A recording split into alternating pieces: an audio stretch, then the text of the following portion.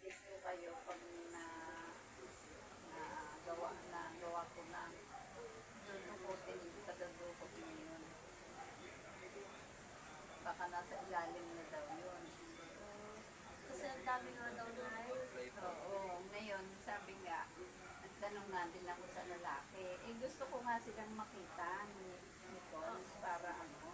Wala, alam ko wala ata si kuya nung linggo. Hindi naman hindi na tumawag sa akin. Nag-antay ako ng nag-antay. Sasabihin ko si ate. Pinangihinaan ng loob yun. Kasi, Binigay ko yung pangalan. Nakalimutan din natin. Wala na yung kaso. Inuring na rin. oo nga.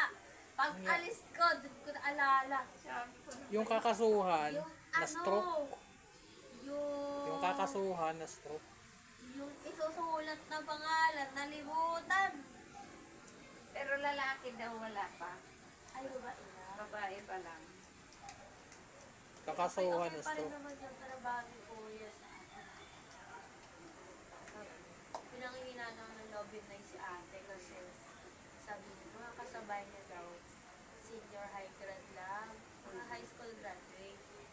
Eh, kaso, ano yun, parang sa cleaning ba siya? Saan ba siya na ano? Sa cleaning po ata, yun yung mahigpit daw. Tinatanong kasi ni Cons kung anong in-applyan. Kasi sabi ko, tapos ng criminology. Sabi ko, gano'n.